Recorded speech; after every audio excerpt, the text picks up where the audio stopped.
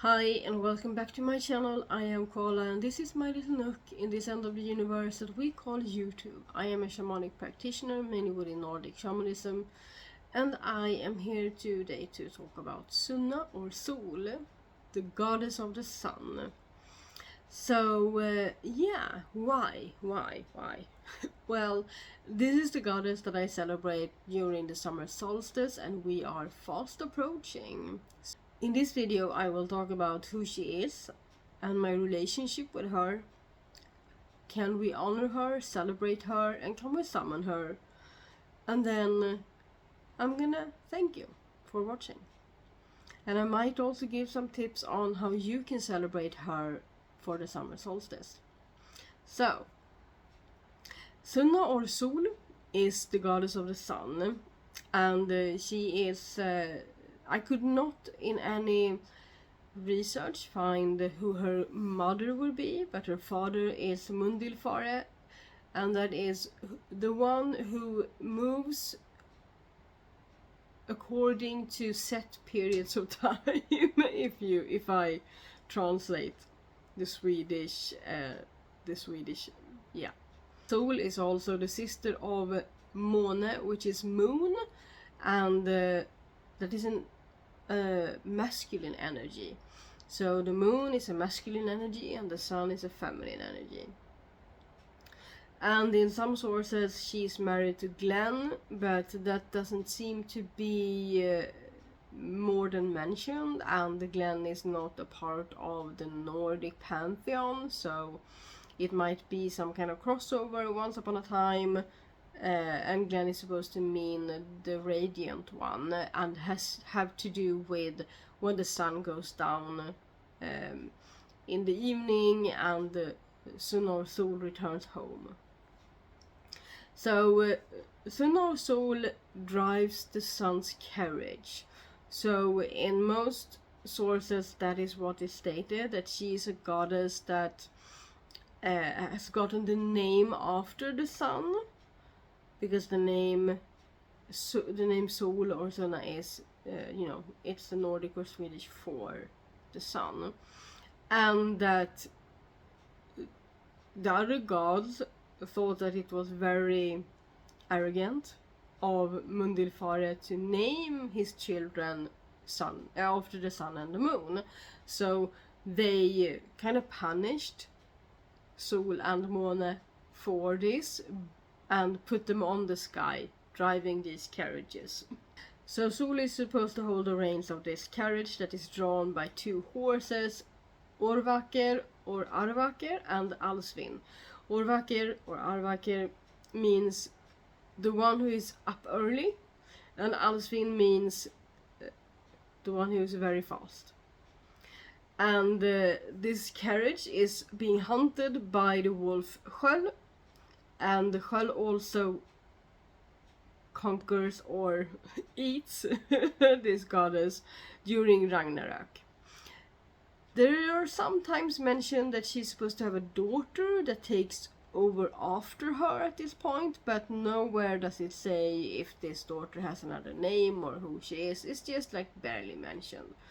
And in one source, that is Snorri's Edda, it is said, between the carriage of the sun and the earth, the Aesir has put ice cold iron in the shape of a shield called Svalin, because otherwise the earth would burn up.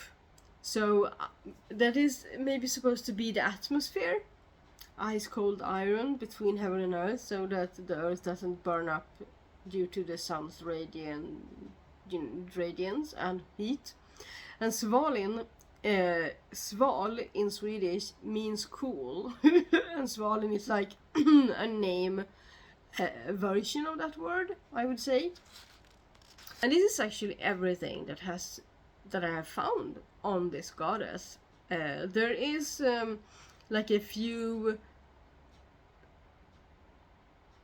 lines about her and the horses and that sort of thing in Grimnersmál or Grimnerstal, but nothing more than that. So with that that's little amount of information. What is my relationship with Sunna? So to me, Sunna, I call her Sunna, is the personification of the sun, not just, you know, the one that holds the reins of the carriage that carries the sun across the sky. I work with Sunna as a personification of the sun and the sun's energies, and one other name of her is Sol, and that is the Swedish word for sun, Sol. So my relationship with her is very much connected to the wheel of the year. I celebrate her during the summer solstice when she, you know, shines her brightest and the longest. And but I also celebrate her during the rest of the year, but maybe a little smaller, because or maybe I can say I always honor her because I walk with the wheel of the year and the wheel of the sun. And I also, of course, honor the moon. But I'm gonna make another video about the moon and the Måne. So my relationship with Sunna is the one I have with the sun. And I try my best to live according to the sun and what the sun does to me and how it affects me during the year and that sort of thing. I know I have more energy during the summer and less energy during the winter, and I try really hard to sleep more, like rest more when Sunna rests or when she's on the other side of the world, because it's not like, you know, the sun goes down and then up in the morning.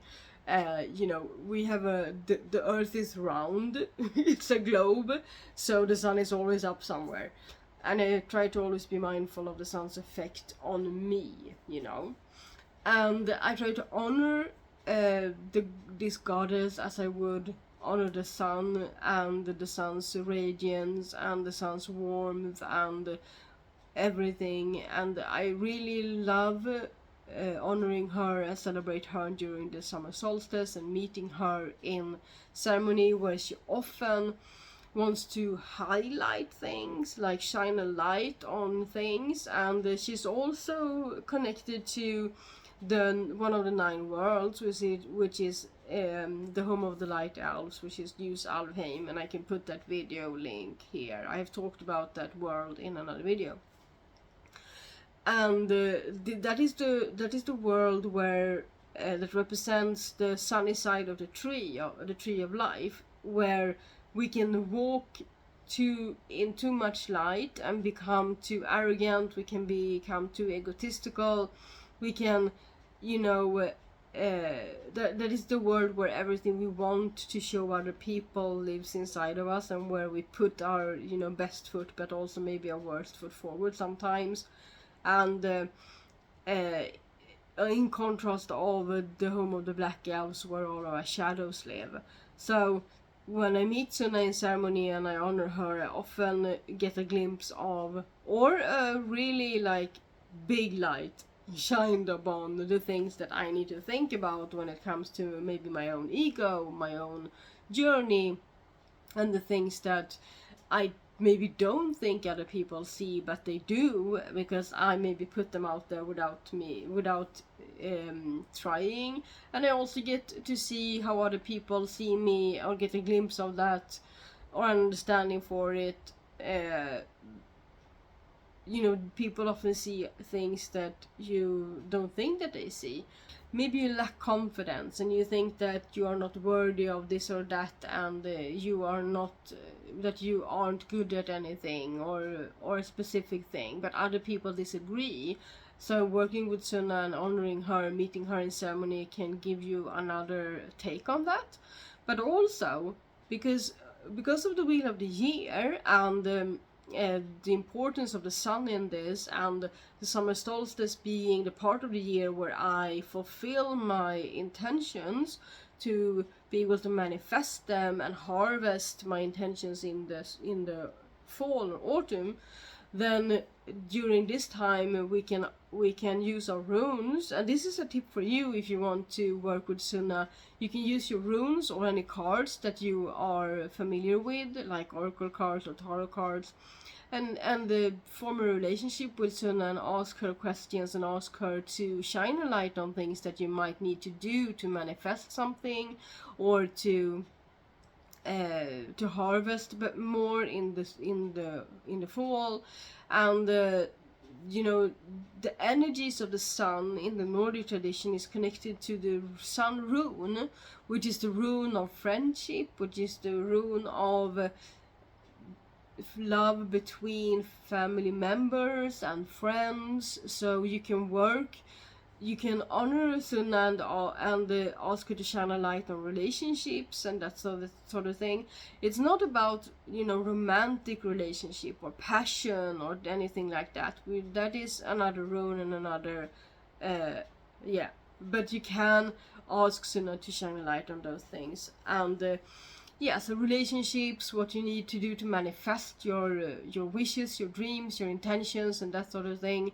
So just invite her into your sacred space and celebrate together with her.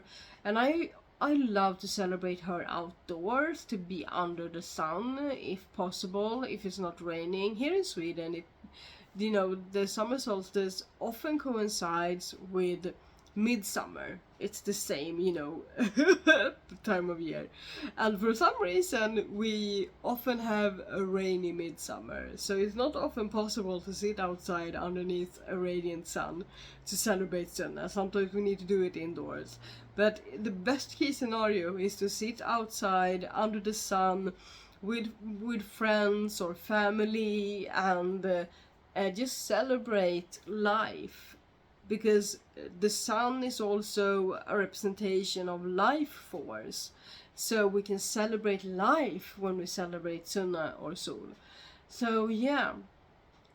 So of course we can celebrate her. And of course we can summon her. We can summon her and call upon her when we need things to be shined upon, like we need some light shined upon things, and we need to scrutinize things, and we need to see them for what they are, and that sort of thing. But also to help with our self-confidence, or yeah, our sense of self. That's what I was looking for. Our sense of self, our self-confidence, our yeah, and shine our inner light, you know, to receive light so that we can radiate light outwards.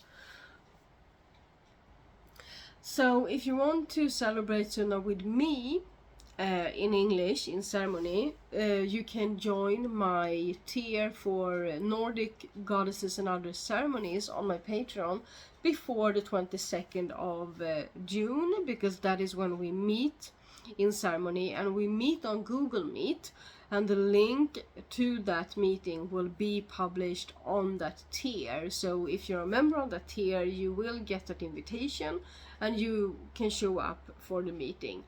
And I can also send the link via email if I have your email, and I look that up.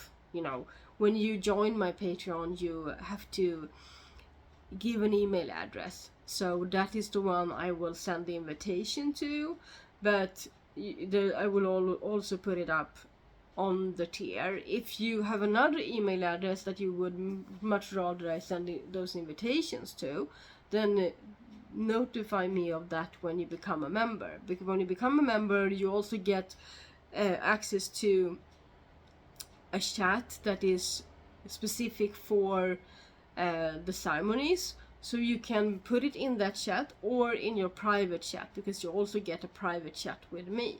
So become a member on that tier before the 22nd of June, and you have a place on that ceremony. And you will also have access to the recording of that ceremony in case you miss it.